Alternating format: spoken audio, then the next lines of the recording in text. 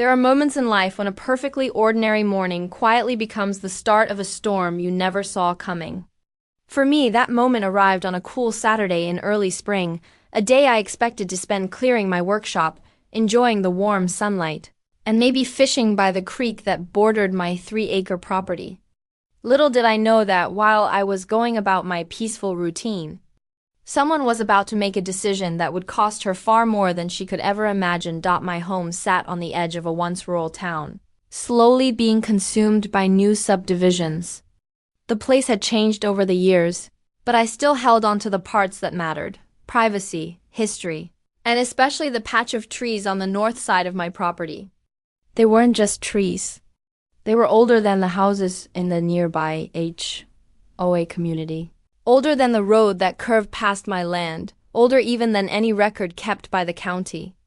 They stood tall, thick, and wide, with bark like old stone and branches that twisted upward like the arms of giants. They created shade, protected wildlife, and, in many ways, carried stories I'd never fully know. To me, they were beautiful. But to Karen, my new neighbor from the recently built subdivision, they were ugly, messy, and in the way.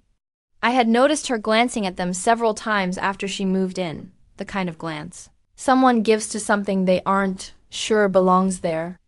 She always looked tight-lipped and bothered, pacing around her backyard like she was planning something. I didn't think she would ever do more than complain to her, HOA board, or gossip with other new residents. I underestimated her that Saturday morning. I stepped outside with a mug of coffee, ready to enjoy the sunrise. Instead, I heard the unmistakable whirring roar of chainsaws. Not one, multiple. The sound sliced through the quiet air like a warning shot. Immediately alert, I hurried around the side of my house, heading toward the noise. The closer I got, the stronger the scent of fresh-cut wood became. Something felt wrong when I reached the property line. I froze. My ancient trees, the ones that had stood for generations, were falling one by one. Bright yellow vests glowed between trunks as a hired crew chopped through bark that had survived storms, lightning, winters, and decades of life. Limbs thicker than a person's torso cracked, swayed, and collapsed with earth-shaking thuds. Sawdust coated the ground like snow. Piles of severed branches lay scattered everywhere. And standing in the middle of it all, supervising with hands on her hips and pride in her posture, was Karen. She carried herself the way someone does when they believe they then made the world a better place by removing something inconvenient. The crew worked with confidence, unaware that they were cutting trees that weren't hers to cut, on land that didn't belong to her. Trees that I cherished, and trees that, unbeknownst to her, were protected by state law. I knew I had to stop them. But even as I approached, the damage had already been done. One of the oldest trees had already collapsed onto the ground, its interior rings exposed like the pages of a history book ripped apart. Another was halfway severed, struggling to stay upright. Birds scattered in confusion. Squirrels darted in panic. It looked like a massacre. Before I stepped fully onto the scene, I took out my phone. I began recording everything: the crew, the machinery, the stumps, the property lines, the fallen trunks, and Karen herself. I captured every angle, every cut, every boundary marker that clearly showed the trees were on my land. It wasn't anger that drove me in that moment. It was clarity. This wasn't just a neighbor dispute. This was destruction, trespassing, and the illegal removal of protected species, and the cost would be enormous. By the time the crew realized that something was wrong, 5 trees had already fallen and the remaining ones were severely damaged. I spent the rest of the day documenting the destruction in detail. Photos, videos, GPS coordinates, property maps, every piece of evidence I could gather. I knew that Karen had acted deliberately, not impulsively. She had hired a professional crew. She had scheduled the work. She had confidently supervised it. And she had never once contacted me to ask permission. Nor had she checked the property boundaries, but the deeper truth was something she definitely did not know, something that changed everything. Those trees were a protected species under state conservation law. Their removal required special permits, environmental assessments, and legal oversight. Violations were severely punished because the species was endangered and slow-growing. Fines per tree could range into the tens of thousands, and penalties multiplied if the removal occurred on private land without consent. Karen hadn't just cut down ugly trees. She had destroyed something priceless. And she had done it illegally that evening. I walked the now bare section of my property, feeling a heavy sense of loss. The air smelled of pine and sap, but not in the comforting way it once had. It smelled raw, exposed, wounded. Birds circled overhead, confused about where their homes had gone. The ground looked scarred. Where shade used to fall softly, harsh sunlight now struck the earth like a spotlight on destruction. Yet beneath the sadness, something else formed, a cold, steady resolve. Karen had crossed a boundary so severe that it demanded a response not of anger, but of justice. The property value, the environmental damage, the emotional loss, and the protected status of the trees all pointed in a single direction. She was responsible, and she would be held accountable. The law was clear. The fines were standard. The penalties were unavoidable. And the total amount, once calculated, would be something that would change her life forever. As night settled over the property, I prepared the formal complaint, gathered the evidence, and contacted the necessary agencies. Tomorrow would begin the process, and Karen, who spent the day proudly supervising her unauthorized destruction, had no idea that she had just cost herself $180,000, with the stage set, the investigation about to begin, and the fallout creeping toward her doorstep. The real story was only just unfolding. By the next morning, the shock of what had happened had settled into something sharper, something colder, something that felt like a protective instinct finally awakening. The fallen trees lay silent on the ground, their great trunks motionless after centuries of standing watch. The once living canopy that had stretched across the northern edge of my land was reduced to stumps and scattered debris. Overnight, the property felt emptier, wider, and painfully exposed. But while the landscape had been stripped bare, my determination had grown stronger. The first step was to notify every authority with jurisdiction over what had happened. I knew exactly who to call: the county sheriff for trespassing and property destruction, the state environmental agency for the removal of protected species, the forestry department for classification verification, and the appraisal office for environmental value assessments. I sent emails containing every piece of evidence I had gathered, time-stamped videos, photographs of each fallen tree, images of the crew on my land, and maps verifying the boundaries they had crossed before the sun fully rose. The first officials responded, acknowledging the seriousness of the situation. One message stood out immediately because of its urgency. It came from a state conservation representative who recognized the species from the photographs.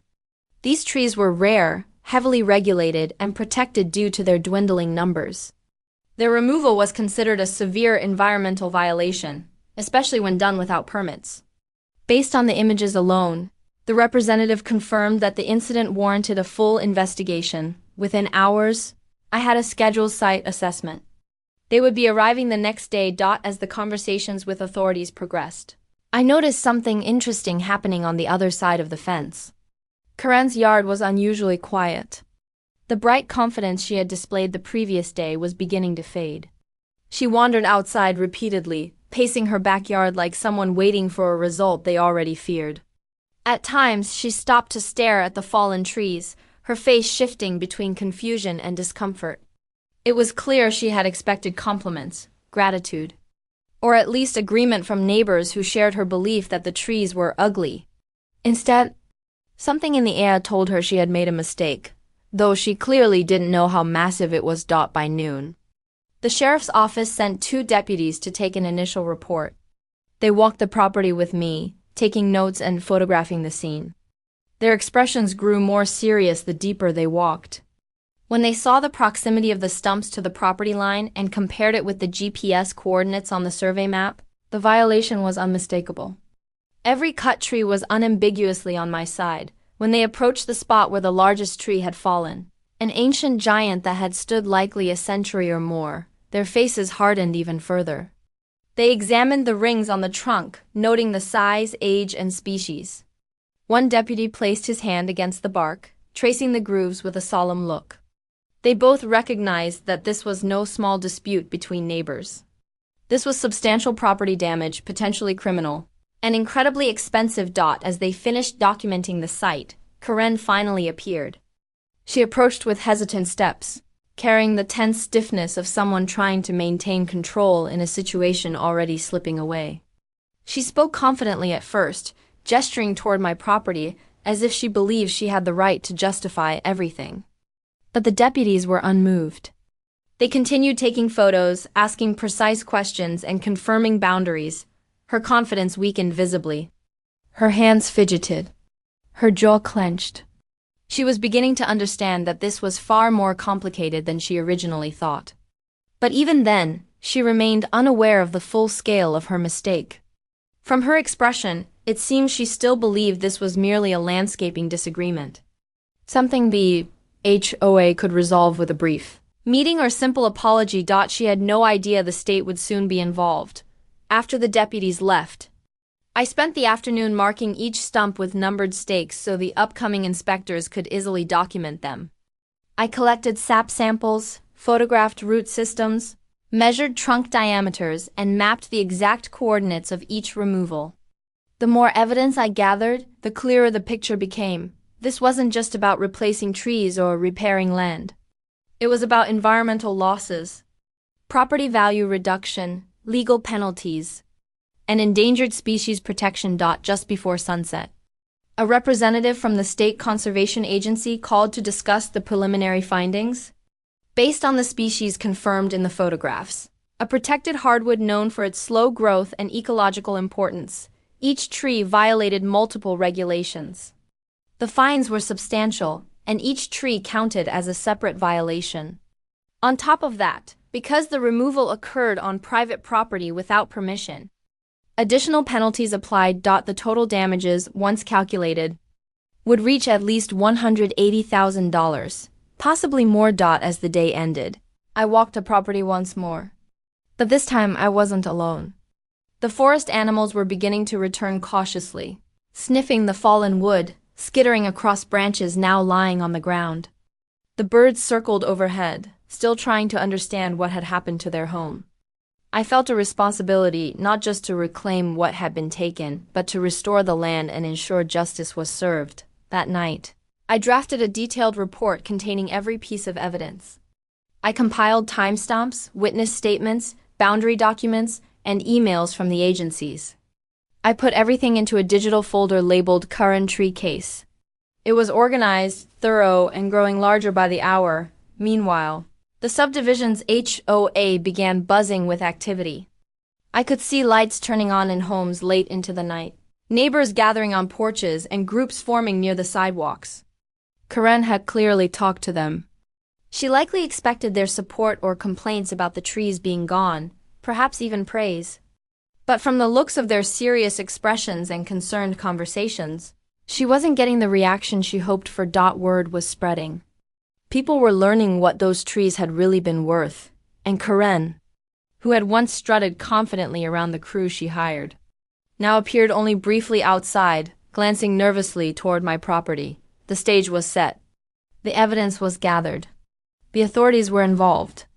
The appraisal was underway, but the part she didn't know yet, the part that would truly shake her world, was that tomorrow, the state would arrive in person, and once they stepped onto the property, everything would change. Morning arrived with an unusual stillness, the kind that creeps into the air when something important is about to happen. The fallen trees remained scattered across the ground like the remnants of a battlefield, their once majestic frames reduced to lifeless monuments of destruction. Dew clung to the exposed rings of the stumps, glistening under the first rays of sunlight, as if the land itself were mourning. Today was the day the state investigators would arrive. I woke earlier than usual, not from anxiety but from a sense of responsibility. This wasn't just about a neighbor dispute anymore. It was about enforcing laws meant to protect something irreplaceable. It was about making sure that the careless actions of one person didn't go unanswered. It was about ensuring that the natural history on my property wasn't treated as disposable just because someone found it inconvenient. Before the inspectors arrived, I walked the perimeter one more time. I reviewed all the markings, numbered stakes beside the stumps, boundary flags indicating the exact property lines, and the stakes I'd placed in the ground where each tree had once stood. The morning sunlight revealed just how large each of those trees had been, creating long shadows where trunks no longer existed. As I surveyed the damage, I spotted Karen peering from her backyard. She wasn't pacing today. She stood still, almost frozen, looking toward my property with a mix of apprehension and forced defiance. Even from a distance, I could sense her confusion growing into something heavier. She had expected a simple, neighborly disagreement, maybe a stern conversation or a small fine. What she didn't expect were the official vehicles that soon turned onto the subdivision road. The sound of tires crunching over gravel carried through the still morning air. A white state conservation truck pulled into my driveway, followed closely by a county environmental assessor vehicle and the sheriff's patrol truck. 3 professionals stepped out, each carrying clipboards, equipment bags, and high-visibility jackets. They moved with the quiet confidence of people who had seen this kind of destruction before and knew exactly what it meant. Their arrival created an immediate ripple through the neighborhood. Curtains shifted. Doors cracked open. People stepped onto porches to watch.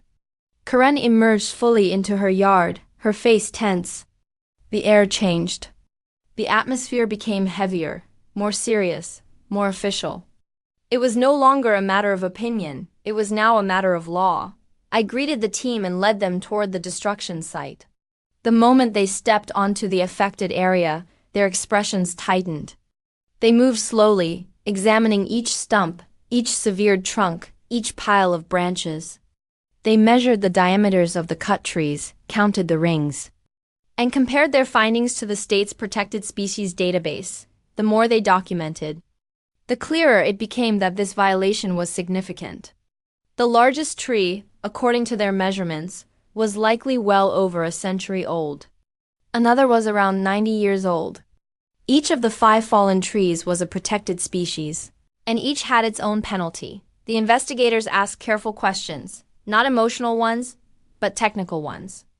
They wanted to know when I first discovered the damage, whether I had given permission for any tree removal, whether I had posted boundary markers or fences, and whether I had any witness footage. I provided everything: the photographs, the videos, the documents, the timestamps. They reviewed the footage of Karen supervising the crew.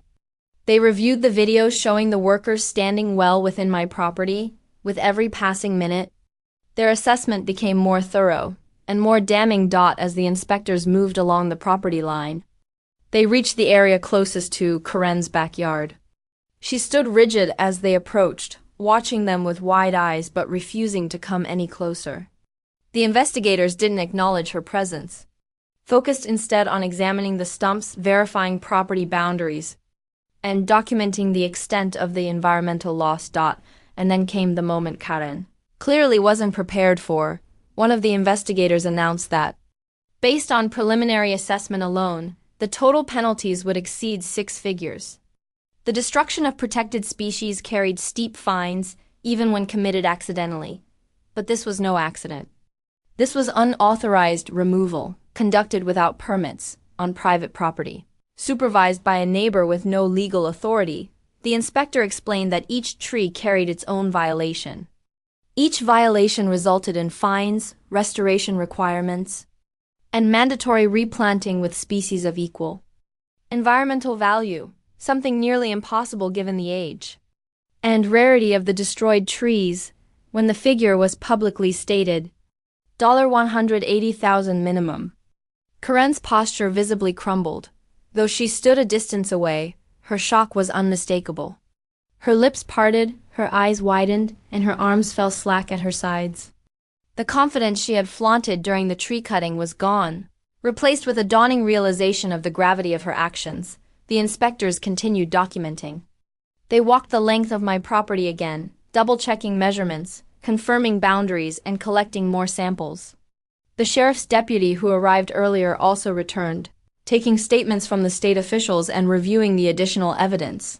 Meanwhile, the HOA president approached cautiously.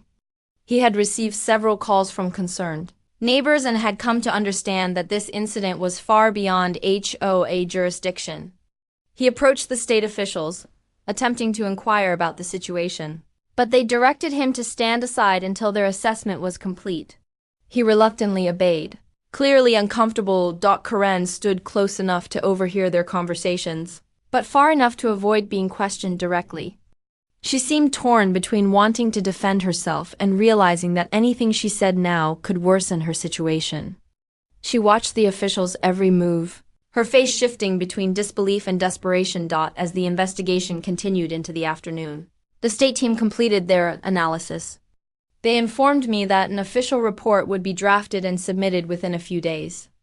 In the meantime, Karen would receive a formal notice of violations, legal responsibility, and estimated penalties. The county assessor would then follow up with restoration instructions and environmental recovery requirements. When the officials concluded their inspection, they gave me a reassuring nod before leaving.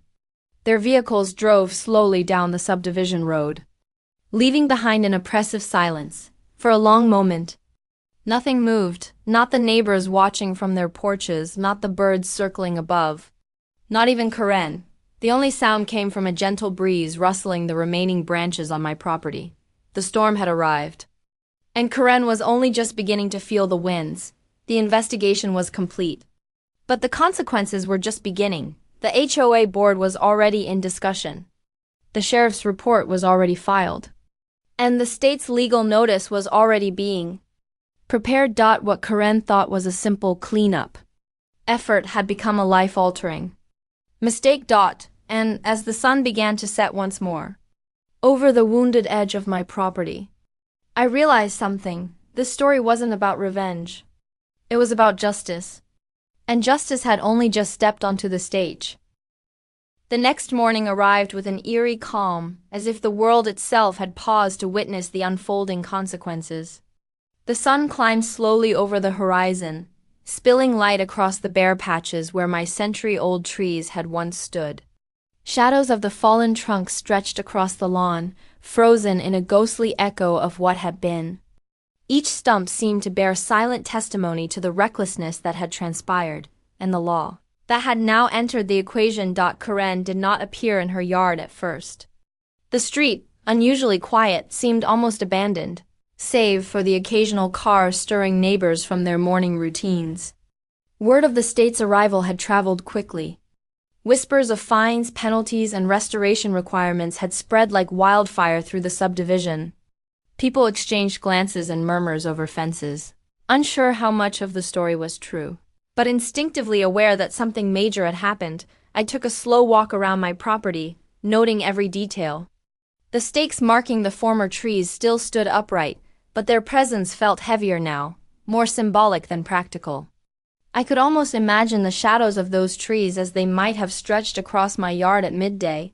The dappled sunlight they once offered now replaced with harsh, revealing clarity. Nature, stripped of its grandeur, felt more vulnerable, yet more defended by the invisible hand of law than it had been the day before. By mid-morning, Karen emerged from her house. She moved cautiously, as if the act of stepping outside might trigger yet another consequence. Her gaze flicked toward my property with a mixture of apprehension and calculation. I could tell she had already begun the mental rehearsal of her defense, the explanations she would offer, the arguments she would craft, but for the first time, uncertainty crept into her posture. Even her habitual arrogance seemed muted, replaced by a hesitancy I had never seen before. Across the street, other neighbors were now fully awake to the situation. A few watched discreetly from their windows. A handful lingered at the ends of driveways, exchanging muted commentary. The mood was one of suspended tension, a collective holding of breath. Everyone seemed to recognize that the drama unfolding here was no longer just a personal squabble. It had escalated into something official, something that could not be brushed aside by HOA rules or polite neighborhood interventions. By late morning, my mailbox held a letter stamped with the state's seal. It was addressed to Karen. Even from a distance, I could see the tension in her hands as she retrieved it. She read it quickly, then paused, a visible shiver running through her. The document was formal and precise, a notification of violations, including detailed enumerations of each protected tree, fines associated with the damage, and instructions for mandatory restoration. Legal language stripped away any room for casual interpretation or negotiation.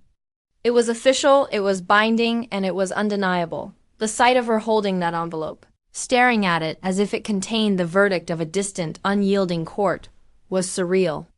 It was a reminder that the law had entered our lives in a way that personal grievances never could. It had arrived not with argument or debate, but with the weight of consequence. Neighbors began to murmur again, curiosity overcoming discretion. A few whispered about the size of the fines. Others speculated about the likelihood of restoration efforts being enforced. Some glanced at Karen with a mixture of sympathy and quiet judgment. It was as though the entire subdivision had become a courtroom without walls. Each person waiting to see how the accused would respond. Karen moved back into her home, leaving the envelope unopened on her table. The act seemed almost symbolic, a refusal to confront reality, or perhaps a strategic pause to consider her next move. Meanwhile, my property remained silent, the fallen trees still lying as monuments to both destruction and accountability. The stumps, the numbered stakes, and the carefully documented boundaries served as evidence that was impossible to ignore. In the late afternoon, the HOA president appeared at my driveway. His expression was a mixture of concern and awkward duty. He had spent the morning fielding phone calls from neighbors and attempting to ascertain the scope of the state's involvement. He approached carefully, as if stepping too close might trigger some unforeseen consequence. I greeted him with calm courtesy, aware that he carried no legal authority over what had transpired, yet recognizing that he represented a layer of social order within the neighborhood. "I just wanted to check in," he said, his voice subdued. I know this is beyond HOA jurisdiction, but, well, people are talking." I nodded. "They're right to be talking. This isn't something that can be ignored. It's bigger than neighborhood politics now." He shifted uncomfortably. "I suppose it is. I just hope it doesn't escalate further. For everyone's sake." "It already has," I replied quietly, gesturing toward the stumps. "And it will continue until the law runs its course. That's the reality." He lingered for a moment, then gave a small, resigned nod and retreated back to his house. Even his presence felt like a reminder that this conflict had now moved from the personal into the procedural, that the quiet streets of our subdivision had become a stage for something far more consequential. As evening approached, I walked a perimeter once more. The air carried a faint chill, and the sky bled orange and violet as the sun sank lower. I could hear the distant hum of activity inside neighbors' homes, the soft murmur of television or conversation, yet outside, the world remained suspended. The property, scarred yet still standing, seemed to hold its breath in anticipation. Karen's house was dark by now, the envelope of legal responsibility untouched but omnipresent. It was a quiet tension that felt heavier than any confrontation, more permanent than any shouting match. Inaction, it seemed, could be just as telling as any declaration, and in that quiet, I realized something fundamental. The coming days would not be about immediate spectacle. They would be about decisions made in stillness, about legal filings, letters, and restoration orders. Justice in this sense was not a single dramatic act. It was a slow, deliberate unfolding, and everyone involved would be forced to reckon with it in their own time. In their own way, the storm had passed in physical form. But the aftermath, the true reckoning, was only just beginning. And for Karen, for the neighborhood, and for the law itself, the real work was about to start. The following week arrived like a slow-moving storm, unseen yet unavoidable. The physical silence of the subdivision contrasted sharply with the flurry of activity behind doors, on phone lines, and through official correspondence. It was as though the calm of the neighborhood had become a veneer, barely holding back the currents of legal pressure now flowing relentlessly toward Karen. Early Monday morning, a crisp envelope arrived in her mailbox, not the usual HOA notices or friendly reminders, but an official summons from the State Environmental Office. The paper itself carried weight, thick and stamped with authority, demanding acknowledgement, compliance, and a deadline. I watched from my porch as she retrieved it, her hands trembling slightly. The envelope an unyielding reminder of what had already been set in motion inside. The notice detailed the scope of the violations: 5 protected trees removed without authorization, fines totaling $180,000, and a series of required remedial actions. The language was formal, clinical, leaving no room for negotiation or casual dismissal. Each paragraph built on the previous, layering obligations, deadlines, and potential legal consequences for non-compliance. Karen held it tightly, her face a mask of disbelief and dawning panic. By mid-morning, she was already pacing her living room, phone in hand, calling lawyers, acquaintances, anyone who might offer advice or mitigation. Voices could be faintly heard through open windows, strained, urgent, defensive, though no one outside could make sense of the words. Her frantic energy contrasted sharply with the methodical calm of my day, spent walking among the stumps, reviewing my records, and watching the shadows stretch across the barren patches where trees had once stood. The difference was stark. One of us was acting within the law. The other was scrambling against it. Word of the state notice traveled quickly through the neighborhood. By late morning, whispers and glances were everywhere. Children were kept indoors. Neighbors lingered at corners, muttering quietly, exchanging fragments of information. It was clear that the story had become more than a personal dispute. It had morphed into a public spectacle. And Karen was at its center, the HOO board. Sensing the mounting tension, held a special session that afternoon. Their small conference room, usually reserved for discussions about paint colors or landscaping restrictions, became a hub of hushed deliberation. The president, once merely a figure of polite authority, now looked uneasy. Board members debated quietly whether to issue statements, whether to mediate, whether to distance themselves entirely from the escalating legal situation. All the while, the underlying truth was undeniable. Their jurisdiction ended where the state's authority began. Meanwhile, Karen's attempts to mitigate the situation showed visible cracks in her composure. She appeared briefly outside in the late afternoon, ostensibly surveying her yard, but in reality, calculating, strategizing, and perhaps hoping for some informal reprieve. Her eyes flicked toward my property, and I could see the tension in her stance, shoulders rigid, jaw tight, her posture betraying the internal negotiation between denial and acceptance. She was aware, as the rest of us now were, that this was no longer a simple dispute that could be forgotten or forgiven. By evening, another layer of consequence arrived. A representative from the County Environmental Recovery Office appeared at my property to verify initial findings and provide additional instructions regarding the restoration requirements. The deputy had a quiet efficiency, moving through the site with precise measurements, photographs, and forms. I followed alongside, providing requested information, documents, and past photographs of the trees in their full glory. Every clip, every note, every recorded measurement became part of an official chain of evidence that reinforced the severity of Karen's violations. Karen, from a distance, observed the official's presence with visible anxiety. She lingered near her driveway, hesitant to approach, hesitant to retreat. Her habitual confidence had been replaced with a careful calculation of distance and visibility, a silent recognition that every movement could be interpreted, every glance documented. Even the neighbors, now fully aware of the official activity, seemed to mirror the tension in their own behavior, quiet, watchful, suspended. As night fell, the weight of consequences pressed more tangibly upon Karen, the summons, the penalties, the mandatory restoration. All of it loomed like an invisible structure, looming over her property, over her plans, over her reputation. The streetlights illuminated her home with a stark clarity, casting shadows that seemed longer and heavier than usual. Every movement she made was punctuated by the awareness that legal scrutiny was imminent, unavoidable, and uncompromising. Inside my home, I reviewed my documentation one more time. Each photograph, video, timestamp, and property map reinforced a simple but undeniable truth. Justice, in this case, was not abstract. It was literal, procedural, and unstoppable. The state had acted methodically, and now it would follow through. Guided not by opinion or neighborly sentiment, but by law precedent. And accountability. Even as the neighborhood seemed to settle into uneasy quiet, the momentum of consequence was unstoppable. Letters would continue to arrive, officials would continue to assess, and fines would continue to accumulate. Restoration orders would be issued, inspections scheduled, and compliance monitored.